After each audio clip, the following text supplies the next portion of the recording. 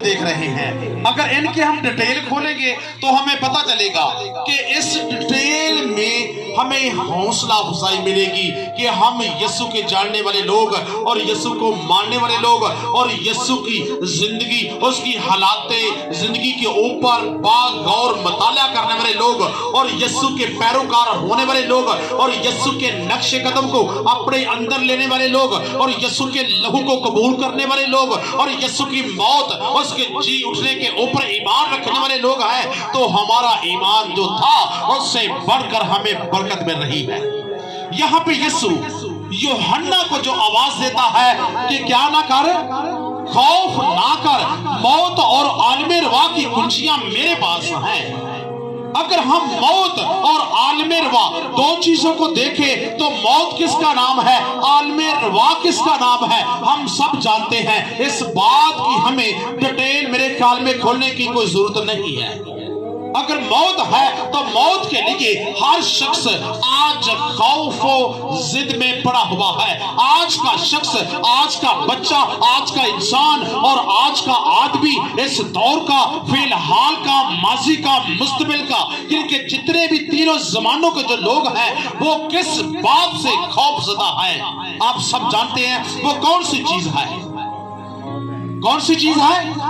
موت ہے۔ اور موت کی وجہ سے ہر زندگی کے اوپر خوف ہے کہ میں کہیں مر نہ جاؤں، میرے اوپر کہیں موت نہ آ جائے، اور یہی جو خوف ہے ہمیں اندر ہی اندر کھا جاتا ہے۔ ہم کہتے کہ ہم ہزاروں سال جیے لیکن اس کی بساط نہیں ہوتی۔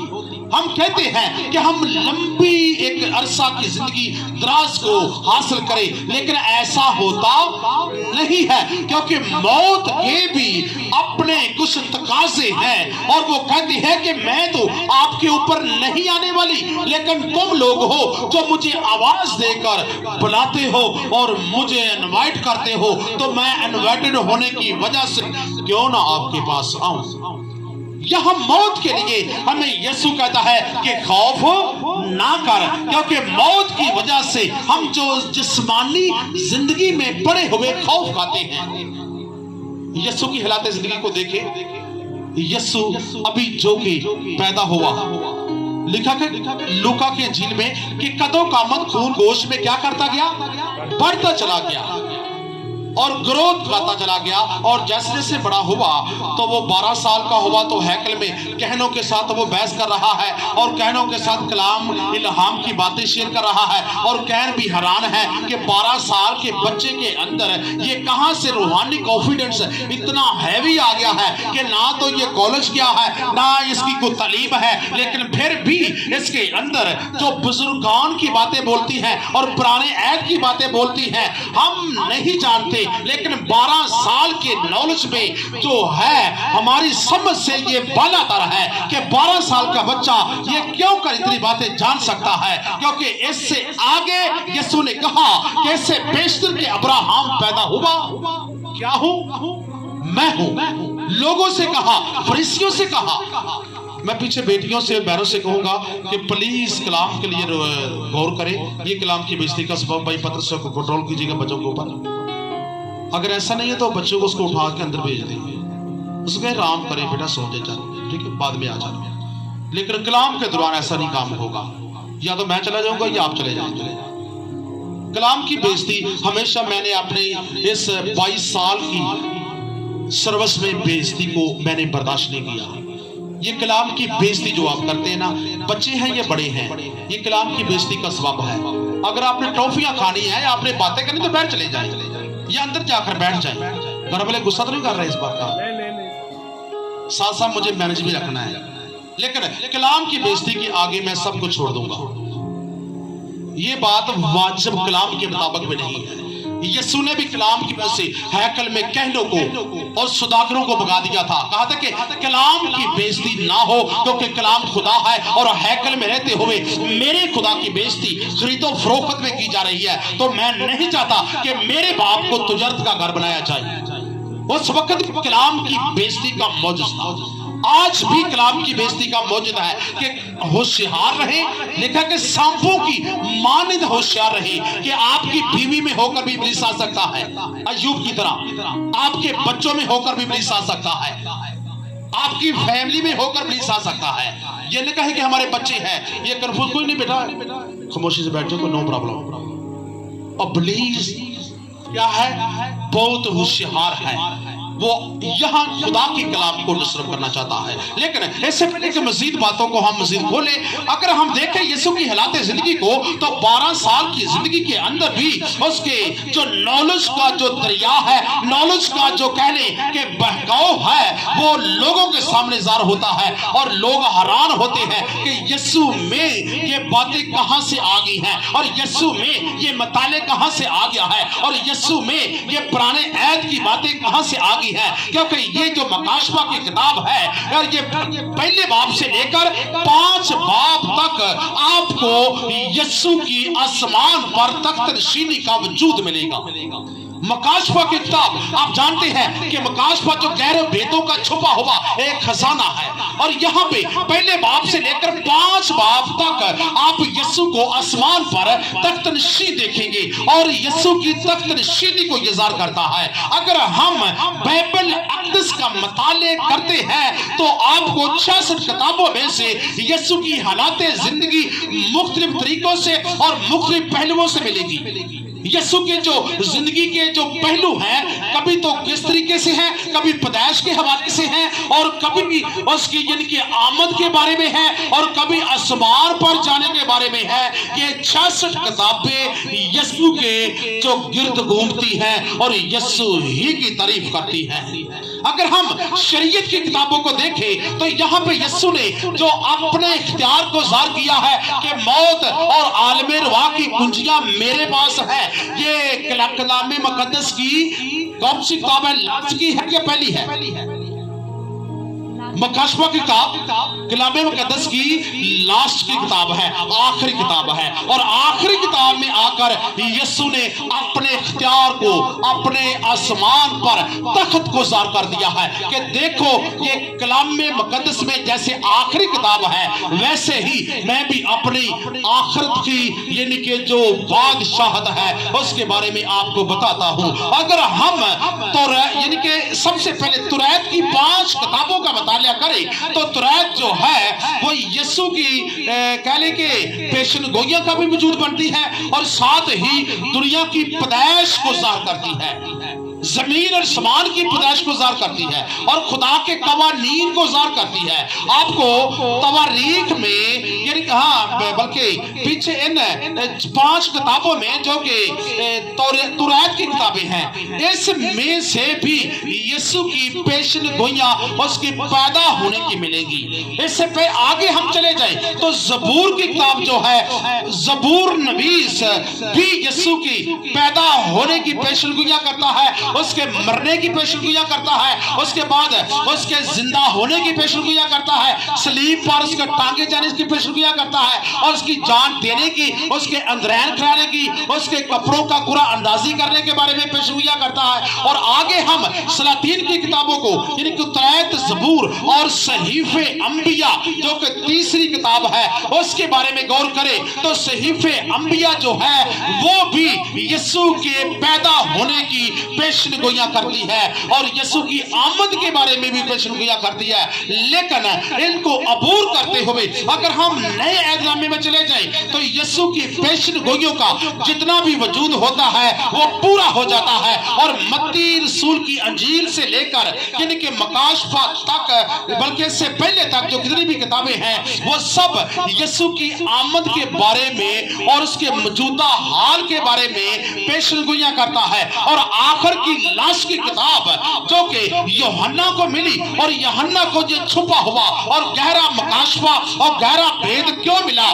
کیونکہ یہ وہ شاگرد تھا جس نے مقدسہ ماں کو یسوع کے آسمان پر جانے کے بعد اپنے سہارے میں لیا، اور یسوع نے کہا کہ آج سے لے کر یہ تیری माँ है। और यीशु ने अपनी सपुर्ददारी जो थी, अपनी जिम्मेदारी जो थी, वो यूहन्ना के सुपुर्द की।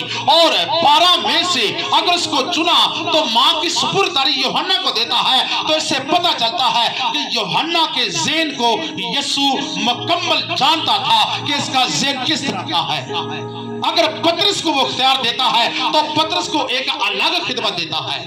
अगर अलग अलग शागिर्दों का चुनाव करके उनके लिए अलग अलग आवाज देता है, और पतरस को और यूहन्ना को एक अलग हाईलाइट कर देता है कि तुम में से मैं अपने कलाम को, आने वाले मुस्तकबिल को मैं ज़ाहिर करूंगा, और लोग देखेंगे कि मेरे नाम को इज्जत और जलाल तुम्हारे बदलों के वसीला से मिलता रहेगा। और यही रसूल जो है, यूहन्ना रसूल, जिसके वसीला से खुदा ने इस मकाशफे को ज़ाहिर किया। तो यहाँ पे ये मकाशफा इतना आसानी यूहन्ना को नहीं मिला।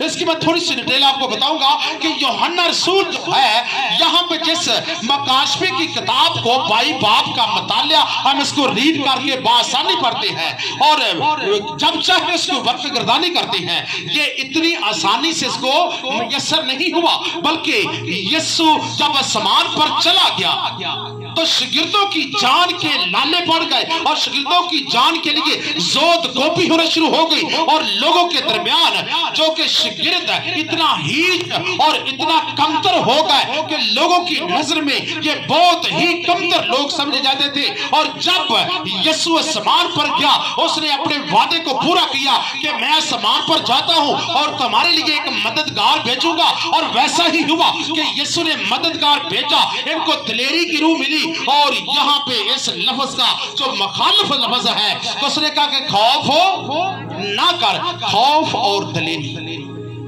वो कहता कि फलाना दलेर नहीं है, वो बड़ा खौफ खाता है। की खाता है? तो एगा की नहीं हो, दलेर नहीं है। जो दलेर नहीं होता उसके अंदर डर और खौफ होता है, और जिसके अंदर डर और खौफ होता है वो खुदा की लैन लत के मुताबिक नहीं चलता। और जिसके अंदर खौफ होता है वो पहले आदम की औलाद है, वो दूसरे आदम से पैदा नहीं हुआ। क्योंकि एक आदम ने तो दुनिया में मौत दी, और दूसरे आदम ने आकर दुनिया में क्या दी? जिंदगी दी। जिंदगी और मौत भी दो पहलू हैं जिनका अलग अलग मतलब निकाला गया है। और यहाँ पे भी खौफ और दलेरी दोनों चीजें हैं। और पहले आदम से दुनिया को खौफ मिला था, पहले आदम से दुनिया को डर मिला था। क्योंकि जब खुदा ने बागे अदन में आकर आदम और हवा को पुकारा और उनको बुलाया, तो वो क्या लिखा है कि मारे डर के, मारे खौफ के, वो अपने आप को क्या करने लगे? छुपाने लगे। छुपाता इंसान अपने आप को उस वक्त है जब उसकी जिंदगी में गुनाह होता है। छुपाता उस वक्त है जब उसकी जिंदगी में नक्स होते हैं और प्रॉब्लम होती है, और खुदा के सामने अपने आप को ज़ाहिर नहीं करता, और दुआओं के वसीला से भी ज़ाहिर नहीं करता, और प्रसश के वसीला से भी ज़ाहिर नहीं करता, और दुआ कह ले कि रूहानी मजलिस के यानी कि जमातों के वसीला से भी अपने आप को आगे लेके नहीं आता। उसे पता होता है कि इस घर में दुआ है, वो छोड़कर अपने घर को 2 घंटे के लिए कहीं और चला जाएगा। वो कहेगा कि अच्छा दुआ खत्म हो जाए फिर ही आवागा। अपने आप को क्या करता है? वो छुपाता है। और छुपाता इस बात से है कि खुदा की हजूरी और खुदा का जलाल वहां उतरा हुआ है, और मैं उसका सामना नहीं कर सकता क्योंकि मेरे अंदर गुनाह है, और गुनाह मुझे खौफ और डर की जिंदगी दे रहा है। तो मैं खुदा का सामना कभी नहीं कर सकता। इसीलिए तो कुछ लोग जो है वो गुलाम का सामना भी नहीं करते, प्रसश का सामना भी नहीं करते, और दुआओं का सामना भी नहीं करते। वो कहते हैं कि गुजारा हो जाएगा, कोई बात नहीं है, दूसरे भी तो बोल दे पहले। लेकिन खुदा ने वादा क्या किया है कि मैं तुम्हें तेरे मुंह को बरकतों से भरूंगा। कैसे भरूंगा? किस तरीके से भरूंगा? तो अपने मुंह को खोल। हम बात कहने के लिए मुंह को नहीं खोलेंगे तो बरकतें नहीं आएंगी। इस बात को याद रखना। जो जज्बे और दलेरी की जो बात, और दलेरी के साथ लफ्ज को कहता है, पतरस अनपढ़ और जहल का लफ्ज इस्तेमाल बाइबल में हुआ है। वो दलेर और होशियार था, तो खुदा ने पूरी दुनिया में मसीहत का उसको क्या बना दिया? बुर्ज पिलर बना दिया है। آج کی کلیسیا، آج کے جوان، آج کی نیو جنریشن، آج کے بچوں میں، آج کی بہنوں میں، بھائیوں میں کیوں آواز نہیں آتی اور خدا ان کو لیڈر کیوں نہیں بنا رہا؟ اسی لیے کہ ان کے اندر گناہ چھپا ہوا ہے، اور گناہ روکتا ہے کہ زبان کو روک اور کہہ دے کچھ نہیں ہوتا، اور کیا ہوگا؟ پادری 2 منٹ بول کے چلا جائے، آپ نے کر دو، آپ نے کہا ایک بڑی گل۔ لیکن یہ نہیں جانتا کہ ابراہیم کے گھر میں جب خدا آیا تو اس نے اس کو ویلکم کیا تو پوری زندگی کی برکت لے لی، اور وہ برکت پوری دنیا کے اوپر حاوی ہو گئی، اور آج تک حاوی ہے، کیونکہ اس نے اپنے گھر میں آئے ہوئے خدا کو ویلکم کیا، اس کی رسپیکٹ کی تھی۔ اور آج کی بھی آواز جو ہے اس کے بالکل مد مقابل ہے کہ خدا جہاں آتا ہے اپنی آواز کے وسیلہ سے، اپنی پرسش کے وسیلہ سے تخت نشین ہو جاتا ہے، اور جو ان کا سامنا نہیں کرتے اور جو اس کو کلام کو اور پرسش کو اپنے اندر نہیں لے رہے، ان کی زندگی میں گناہ ہے، ان کی زندگی میں گناہ ہے، ان کی زندگی میں گناہ ہے۔ میں 100 بار کہوں گا، کیونکہ وہ پرسش کا سامنا نہیں کرتے۔ نہ پرسش میرے باپ کی اور نہ تیرے باپ کی، یہ پرسش کس کی ہے؟ وہ آسمان والے خدا کی ہے، جو ہمارا روحانی باپ ہے۔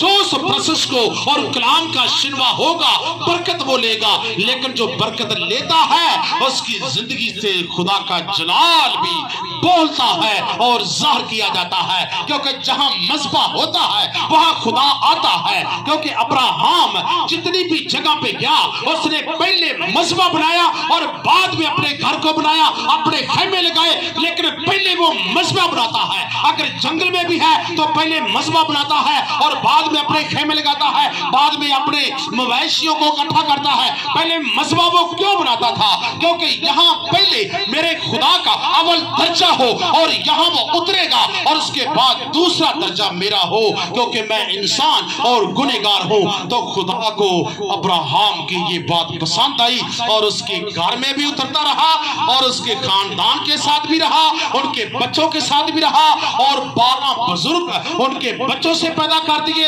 اور 12 بزرگ آسمان پر بھی بزرگ کہلائے اور زمین پر بھی بزرگ کہلائے۔ ان کی نسل سے نبی پیدا ہوئے، ان کی نسل سے رسول پیدا ہوئے، ان کی نسل سے آج بھی عالمی قوانین پیدا ہوتے ہیں، کیونکہ اس نے تیرے اور میرے خدا کو اپنے گھر میں ویلکم کرنے سے ریسپیکٹ کا سبب بنایا تھا۔ کیونکہ ہم آج بھی پیچھے کیوں ہیں؟ ان وجہ سے، کیونکہ ہم اپنے خدا کو جو پرسش کے وسیلہ سے تخت نشین ہوتا ہے تو ہمارے دھیان، ہماری سوچ، ہماری عقل کسی اور طرف دوڑی ہوتی ہے، تو خدا کا روح یقین ہر ایک کے اوپر باری باری جنبش کر رہا ہوتا ہے۔ جیسے کہ اس وقت خدا کی روح پانی کی سطح پر جنبش کر رہی تھی اور بار بار پھیل رہی تھی، آج بھی جب بھی روحانی مجلس ہوتی ہے تو ایک ایک بہن کے اوپر، ایک ایک بھائی کے اوپر، ایک ایک بچے کے اوپر پاک روح کثرت کے ساتھ جنبش کرتا ہے، اور ہر ایک کے اوپر اپنے پروں کو پھیلا کر منڈلاتا ہے اور ان کو چیک کرتا ہے، ان کے ذہن بڑھتا ہے، ان کی سوچ بڑھتا ہے، اور دیکھتا ہے کہ کون کس جگہ پہ قابل ہے کہ میں اپنی قدرت کے وسیلہ سے اس کے ذہن میں برکت بھروں، اپنی قدرت کے وسیلہ سے اپنے پر پھیلا کر اس کو چیک کروں، تاکہ یہ برکت کے قابل ہے کہ نہیں۔ اسی طرح کی برکت خدا اس کی زندگی میں بھرتا ہے، اور برکت جب ملتی ہے تو یقیناً رسولوں کی طرح ان کے نام کتاب حیات میں کیا کیے جاتے ہیں؟ لکھے جاتے ہیں، قلم بند ہوتے ہیں، مرقوم ہوتے ہیں، اور یقیناً آسمان پر زندگی کی کتاب سے ان کے نام کوئی مٹا نہیں سکتا۔ یقیناً یہاں پہ جو آخرت کی باتیں، آخری کتاب، تو یقیناً یسوع بھی جب آسمان پر چلا گیا اس نے اپنے وعدے کو پورا کیا اور ان کو دلیری کا روح دے دیا، اور وہ خوف اور ڈر سے نکل آئے اور یسوع کے کلام کو پھیلانے لگے۔ ان میں کوئی بھی غریب نہیں تھا، امیر لوگ تھے جن کی لاکھوں اربوں ڈالروں کی جائیدادیں تھی، اور وہ اپنا سب کچھ چھوڑ کر یسوع کے پیچھے آئے ہوئے تھے، اور دل میں ایک دن بھی نہیں سوچا کہ ہمارے پیچھے جائیدادیں ہیں، ہماری تو روٹی نہ پوری ہوتی، ہم غریب لوگ ہیں، لیکن وہ لاکھوں ڈالروں کے مالک لوگ تھے جن کی हर रोज की आमदन, अगर मत्ती की हर रोज की आमदन का हिसाब किया जाए तो लाखों डॉलरों की आमदन हर रोज होती थी। इतना अमीर शख्स था वो। इसीलिए कि वो छोड़कर यीशु के पीछे आता है और कहता है कि मैं आसमान की बादशाही का वारस होना चाहता हूं, मैं आसमान की जिंदगी को हासिल करना चाहता हूं। वो सबको छोड़कर आ जाता है। इसीलिए तो यीशु ने भी उसका नाम किताबे हयात में लिख दिया है। यहाँ पे खुदा कहता है कि दिलेरी करो मैं तुम्हें दूंगा, क्योंकि खौफ से निकल, मत्ती की तरह खौफ से निकल, यूहन्ना की तरह खौफ से निकल, पतरस की तरह खौफ से निकल कर बाहर आ जा, तो तू मेरी गवाही देगा। तो वैसे ही उन 12 शागिर्दों ने पूरी दुनिया में खौफ से निकलकर दिलेरी के रूप को हासिल किया और दुनिया के सामने अंजील की मनादी जब की तो उसने कहा कि जैसे मैं ऊंचे पर चढ़ाया जाऊंगा तो दूसरों को भी मैं ऊपर खींच लूंगा। और ऊपर खींचा किस तरह कि जैसे आप सलीब पे चढ़ा तो सब शागिर्दों को शहीद किया गया और यीशु की तरह वो भी इबरतनाक मौत, शहादत की मौत मरे। और उनमें से वाहद ये यूहन्ना है जो शहादत का रुतबा जिसने नहीं पाया। इसको लिखा है कि उस वक्त उबलते हुए आयल के कड़ाहों में डाला तो गया, लेकिन इसे हुआ कुछ भी नहीं, क्योंकि इसने मां की खिदमत की थी। हालेलुया। किस मां की खिदमत की थी? मुकद्दसा मां की खिदमत की थी। उस वजह से इसकी जिंदगी में ये अबरतनाक सवाल नहीं आया और ये अपनी मौत मरा है। और खुदा ने इसको मकाशफात के गहरे भेद दिए और यहाँ पे इसके गहरे भेदों में आकर यीशु 7 साल बाद उसको मिला और कहता है कि देख, मौत और आलमे रवा की कुंजियां मेरे पास हैं, तो खौफ ना कर। और वो कप कपाता और खौफ खाता हुआ उसके कदमों में गिर पड़ता है और उसको कहता है कि ऊपर उठ, और उसको सहारा देता है, ऊपर उठाता है। और वही यूहन्ना उसको सर से लेकर पांव के तलवे तक देखता है और उसके पूरे नक्शे को पेश करता है। उसकी आंखें आंखें शिरा की मंद है, उसके पांव खास पीतल की तरह है, उसके बाल सफेद ऊन की मानंद उजले हुए हैं और वो एक बिजलियों की तरह उसके चेहरे से रोशनी निकल रही है। और उसको देखा तो वो समझ गया ये तो मेरा वही यीशु है जो जमीन पर मर गया था और मरकर जिंदा हुआ तो आसमान पर चला गया। और हमने तो समझा कि हमारा यीशु जो आसमान पर चला गया है हमें कुछ नहीं देगा, लेकिन इस यीशु ने तो हम पे ये ज़ाहिर कर दिया है कि आसमान भी तुम्हारे कब्जे में है और जमीन भी तुम्हारे कब्जे में है और जमीन के अंदरूनी हिस्सा भी तुम्हारे कब्जे में है। क्योंकि यहाँ पे यीशु वाज़े कहता है कि मौत और आलमे रवा की कुंजियां मेरे पास है। और पीछे पतरस से कहता है कि मौत और आलमे रवा की कुंजियां मैं तुम्हें देता हूं। और पतरस के वसीला से आगे कलीसियों में कि मौत और आलमे रवा की कुंजियां अडवाइड होगी। आज खादमों के वसीला से मौत और आलमे रवा की कुंजियां आगे दूसरों तक पहुंच रही है। और अगर कोई इस काबिल हो तो वो कहता है कि मेरे पास आए और आपे हयात को पिए और हमेशा की जिंदगी का क्या बन जाए, वारिस बन जाए। और वो इख्तियार रखेगा जो मेरे पास इख्तियार है। उसने कहा कि जमीन और आसमान का कुल इख्तियार मुझे दिया गया है और जो मुझ पर ईमान लाएगा वो हलाक ना होगा बल्कि हमेशा की जिंदगी का वारिस बनेगा। और वो भी जो मेरे पास इख्तियार है उसे भी इख्तियार दिया जाएगा अगर वो इन बातों को अपने पहलू में, अपने दिल में, अपनी सोच में, अपने बदन में ले तो ये इख्तियार से मिलेगा। क्योंकि ये इख्तियार वो अपने घर की कुंजियां नहीं है कि किसी से छीन ली तो किसी को दे दी। ये कुंजियां उसे मिलती हैं, बेशक वो कंगाल है, बेशक उसके गंदे कपड़े हैं, उजले नहीं है, उसके पास जूता अच्छा नहीं है, लेकिन अगर उसके दिल जो है लिखा है कि वो उजला है और धुला हुआ है और वो भी यीशु के लहू से धुला है, तो यीशु कहेगा कि मैं तुमने क्या किया है, अपने जामे धोए हैं। और धोए किस चीज से है? यीशु के लहू से। कहता है कि मेरे लहू से तुम लोगों ने अपने जामे धो लिए हैं तो मैं तुम्हें अपना इख्तियार दे देता हूं। हालेलुया। यानी कि यहाँ पे यीशु जिस इख्तियार की बात करता है वो इख्तियार आज भी इस दुनिया में मौजूद है। एक मसीह के लिए ये तसल्ली है, एक मसीह के ऊपर ईमान रखने वाले शख्स के लिए, मसीह को कबूल करने वाली जिंदगी के लिए, और मसीह घराने जो कि दुनिया में पैदा हुए हैं और मसीह के ऊपर अभी तक बिलीव हैं, वो बेशक तंग दस्ती की जिंदगी बसर कर रहे हैं, बेशक वो गुर्बत की जिंदगी बसर कर रहे हैं, उनके घर में आटा भी नहीं है, उनके घर की जो रोज की रोटी है वो मुश्किल चल रही है, लेकिन फिर भी वो यीशु के ऊपर बिलीव है। तो ये आवाज उनके लिए है, ये इख्तियार उनके लिए है, क्योंकि वो तंग दस्तियों में, तूफानों में, आंधियों में, और लिखा है कि खस्ता हाली में वो यीशु का पहलू नहीं छोड़ रहे। इसीलिए वो कहता है कि तूने मेरे पहलू को नहीं छोड़ा, और अगर तू मुसीबतों में गुजरा है, बदहालियों में गुजरा है, गुर्बत में गुजरा है, तो तूने मेरे पहलू को नहीं छोड़ा बल्कि दलेरी के साथ मेरी गवाही दी है। मैं भी तुम्हें आपकी हयात के चश्मे में से पिलाऊंगा और हमेशा की जिंदगी तुम्हें दूंगा, और हमेशा की जिंदगी की किताब में तेरा नाम लिख लूंगा, क्योंकि मैं तुम्हें ये इख्तियार देता हूं, और मौत और आलम रवा की कुंजियां तेरे पास होंगी। और अगर ये सुने देखें, लास्ट बात में मैं क्लोज करता हूं। अक्सर हर कौम हर कबीला से हम सुनते हैं खुदा दी रजा भाई, खुदा दी मर्जी। अगर किसी की डेथ हो गई है तो असं की कहने खुदा दी रजा भाई या अल्लाह का हुक्म।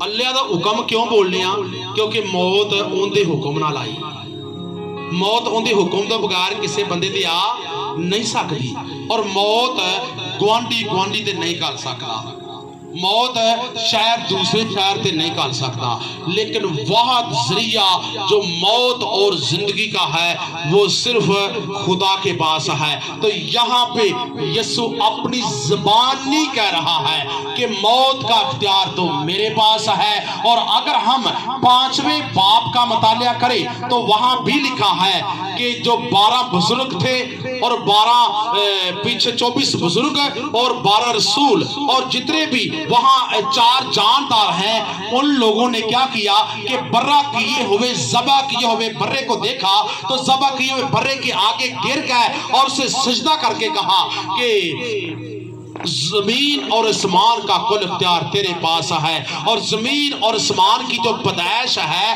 वो तेरे वसीला से हुई है। यहाँ पे यीशु के वसीला से जमीन और आसमान की पैदाइश होती है, क्योंकि यीशु ही को जब तोमाम ने कहा कि ऐ खुदावंद, ऐ मेरे खुदा, तो 5वें बाब में देखे बर्रा को कौन कह रहे हैं? 4 जानदार भी कह रहे हैं, जानदार भी, और 24 बुजुर्ग भी कह रहे हैं ऐ खुदावंद मेरे खुदा। यानी कि खुदावंद भी, खुदा ने यीशु को किया और खुदा भी किया, क्योंकि वो मौत पर गलबा पा चुका था। इसलिए मौत उस वक्त से लेकर अब तक और आखिरी जमाना तक मौत का जो इख्तियार है वो यीशु के हाथ में आ गया, और यीशु जब मरा और मरकर जिंदा हुआ तो मौत को अपने कब्जे में ले लिया, उसकी सारी ताकत को नेस्त कर दिया, और आखिरी हदों तक इस मौत को यीशु ने अपने कब्जे में बंद कर रखा है। वो जिसके ऊपर पूरी दुनिया में चाहता है उसके ऊपर यीशु मौत को अपने इख्तियार से बेचता है। ये कलामे अक़दस में लिखा हुआ है, ये हम अपनी तरफ से नहीं कहते। अगर किसी भी मजहब के ऊपर, किसी भी मुल्क के ऊपर, किसी भी गांव या शहर में जहां कहीं भी किसके ऊपर भी मौत का अगर कब्जा चलता है तो यीशु अपने इख्तियार के वसीला से मौत को भेजता है और मौत वहां आ जाती है, क्योंकि ये इख्तियार यीशु के पास है। और आलमे रवा जो है वो रूहों का अड्डा है, जहां रूहें सारी इकट्ठी है।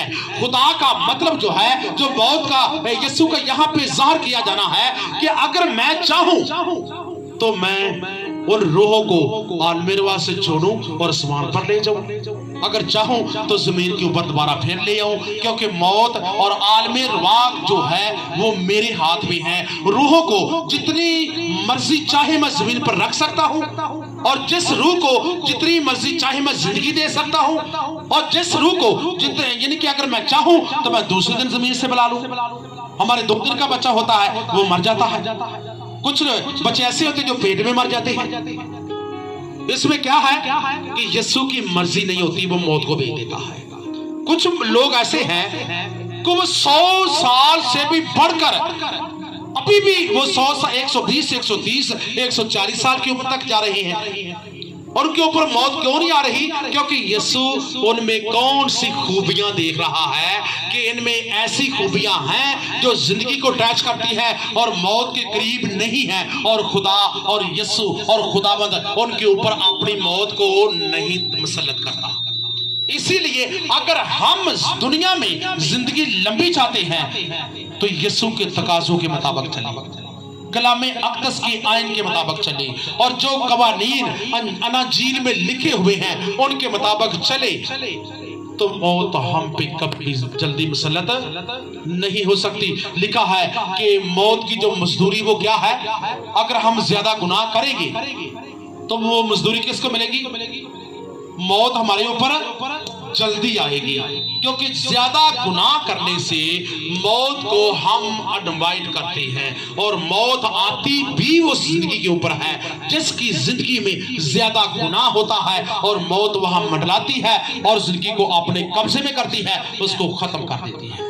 अजीजों, ये इख्तियार तेरे और मेरे यीशु के पास है। इससे पहले कि यीशु को गुस्सा आए हमारी जिंदगियों के ऊपर जो गुनाह है उनकी वजह से मौत को भेजे, आज लेकर हम तौबा करें और कहें कि खुदा बाप आगे को हम गुनाह नहीं करेंगे, बल्कि गुनाह के खतरों से क्या रहेंगे?